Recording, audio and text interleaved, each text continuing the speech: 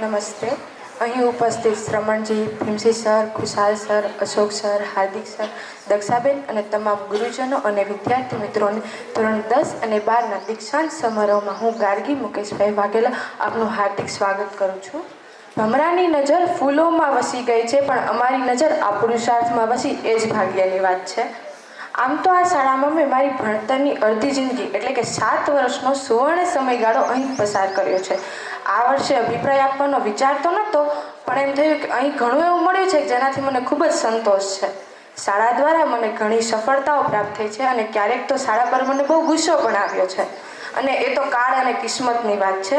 શાળામાં રહીને મહાનુભાવોથી ખૂબ જ જાણવા મળ્યું છે અને સમજ્યું છે, અને શાળા દ્વારા મારા વિકાસમાં ખૂબ જ મહત્વનો ફાળો રહ્યો છે. આ વાત મેં આટલા વર્ષોમાં કોઈ સમક્ષ રજૂ નથી કરી. હવે શાળાનું તો ઘણું ખરું કહ્યું, પણ જેને મને આખા વર્ષમાં પોતાના જ્ઞાનથી ભરપૂર કરી એવા મારા શિક્ષકોની વાત ન કરું તો કેમ ચાલે. શિક્ષકોએ ઘણી મહેનત અને પોતાના કામ અડધા મૂકીને પણ અમને ખૂબ જ શીખવાડ્યું છે. સૌ પ્રથમ હું ફોરમબેન ખાન, જે અમારા ધોરણ 12 કોમર્સના વર્ગ શિક્ષક, અને આમ તો એ એસપી અને અકાઉન્ટ વિષય લે. એ બહુ લાગણીશીલ હતા, પણ જાણે ખબર નહીં આખા વર્ષમાં એની લાગણી તો ક્યાં વહી ગઈ હોય. એની પાસે તો ભણવાની ખૂબ મજા આવે. તેજલબેન, જે અમારો ગુજરાતી વિષય લેતા, આમ તો બોલી એની કોયલ જેવી મીઠી લાગે, પણ જ્યારે ગુસ્સો કરે ને ત્યારે તો એમ લાગે કે ભગવાન આખી દુનિયાનો ગુસ્સો શું તેજલબેનને જ આપી દીધો હે. મેં એના 4 વર્ષ અભ્યાસ કર્યો. એનું રૌદ્ર રૂપ તો બહુ ઘણી બધી વખત જોયું છે. મિનીબેન અમારો BA વિષય લે. એ બહુ સરળ સ્વભાવના. જ્યારે વાતું બનાવવાની વાત આવે ને તો એમ થાય કે બસ ગમે એવી વ્યક્તિ હોય ને એને તો પાછળ મૂકી જ દે. 2 વર્ષમાં એની પાસે ખૂબ મજા આવે. માર્ક તો આપે જ નહીં, જાણે ભવિષ્યમાં કદાચ ભેગા લઈ જવાના હશે, ખબર નહીં. મૃદિતાબેને અમારું ઇંગ્લિશનું ગ્રામર લેતા. આમ તો મેં એની પાસે ધોરણ 6, 7 અને 8માં અભ્યાસ કર્યો, પણ જ્યારે 12માના અંતમાં પણ એની પાસે ભણવાનો મોકો મળ્યો. જ્યારે પણ ક્લાસમાં આવે ને ત્યારે ટેન્સ ભણાવે, ત્યારે એમ થાય બસ હવે નથી ભણવા, ટેન્સ ગણાય એટલે. આમ તો બહુ મસ્તીખોર છે ને એની પાસે ભણવાની બહુ મજા આવતી.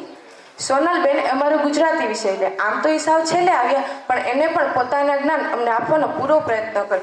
જ્યારે ડેમો લેક્ચરમાં આવ્યા ને તેમ થયું બાપ રે બાપ, આની પાસે જ એટીટ્યુડ છે કે છે કોઈ પાસે. પણ ના, એવું નથી. ખરેખર અમે એની પાસે ભણ્યા તો બહુ મજા આવી, અને એટીટ્યુડ તો નથી એનામાં. એનો અવાજ તો બહુ મીઠો ને ગાય તો એટલું સરસ, એ તો તમે સાંભળી જ લીધું બધાએ. ખુશાલ સર, એ તો ઇંગ્લિશ લે, એની તો શું વાત કરવી, બધાને ખબર જ હોય. પણ એક વાત છે કે ધોરણ 12માં આવ્યા ને એ પછી એને એની લક્ઝરી કારની કોઈ દિવસ વાત નથી કરી. ધોરણ 10માં બહુ એની લક્ઝરી કારની વાતો કરી.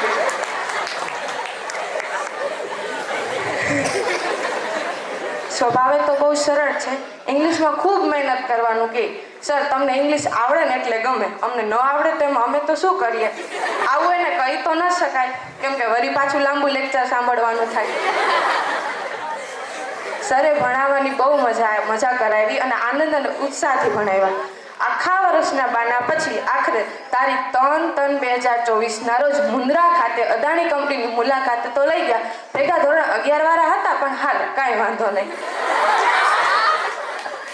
પ્રતિક સરે અમારું ઇંગ્લિશ ગ્રામર લેતા. એ તો અમારા બધાના મોટા ભાઈ છે.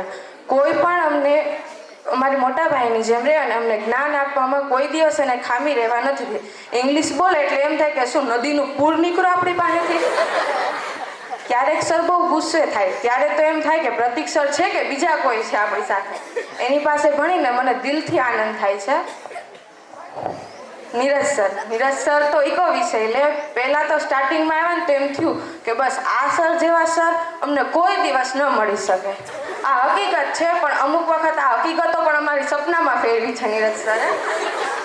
ગીત ગાવા બેસે ને ત્યારે તો કોયલ પણ ઠરીઠામ થઈને સાંભળે. નીરજ સરની વાત કરવા બેસે તો દિવસો ઘટે.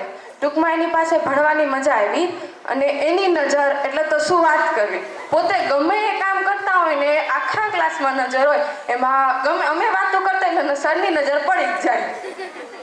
ચંદ્રેશ સર એ સ્ટેટ ભણાવતા. એની પાસે ભણવાની મજા આવી, તેની પાસે રહેલું જ્ઞાન અમને ખૂબ આવ્યું. વિવેક સર એ ખૂબ જ સારું અને પ્રભાવશાળી વ્યક્તિત્વ છે. તેની પાસે ખૂબ જ જ્ઞાન રહેલું છે. તે હર હંમેશ બીજાને કંઈક નવું શીખવા માટે તત્પર જ હોય છે.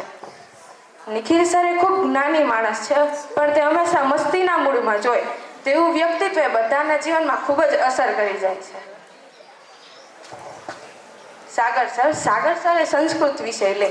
સંસ્કૃત તો બહુ મસ્ત ભણાવે, પણ ભગવાન ખબર નહીં કઈ ભાવનો સાગર સરને મારાને ખાર હોય ને, આખું વર્ષ મારી રે બાયધા, આખું વર્ષ મારી વિરોધમાં છે. હું ગમે એ વાત કહું સાગર સરને એ ન ગમે, કા વિરોધમાં બોલવું જ પડે. આખું વર્ષ ખીજાણા મને, પણ ખરેખર એની સાથે રહેવાની પણ બહુ મજા આવી. ભીમસી સર એ શાળાના ટ્રસ્ટી છે. એનું વ્યક્તિત્વ ખૂબ જ સારું અને પ્રભાવશાળી છે. આમ તો સરની પાસે જઈએ ત્યારે ખૂબ જ અંદરથી આનંદ થાય, અને અમે સરને બાપુ પણ કહીએ છીએ. દક્ષાબેન એ શાળાના આચાર્ય છે, જે ખૂબ જ સારા છે. મને ક્યારેક ગમતા અને ક્યારેક ન ગમતા, ખબર નહીં, પણ એ ન ગમતા તો એવું થતું કે છે દક્ષાબેન તો હાવ કેવા છે, આપણું સમજી જ ન શકે કોઈ દિવસ. પણ અમી બહુ સારા છે. આપણા ફ્રેન્ડની જેમ રહીને પણ આપણે ઘણું ખરું શીખવી જાય છે. અને શ્રવણજીની તો શું વાત કરવી. શ્રવણજી આપણા જીવનમાં ખૂબ જ ઉપયોગી થાય એવી દરેક વસ્તુથી આપણે માહિતગાર કરે છે અને હંમેશા આપણે સપોર્ટ કરતા હોય છે. અહીં તમામ શિક્ષકોનું તો ઘણું ખરું બોલી, પણ જો કોઈને ખોટું લાગ્યું હોય તો માફ કરજો. અંતે તો બસ એટલું જ કહીશ કે મોસમ આવે ત્યારે કેરી પાકે જ છે, તેવી રીતે વર્ષ આવે ત્યારે ધોરણ 12 તો આવે જ છે, પણ અમારા જેવો ક્લાસ પાછો ન આવે.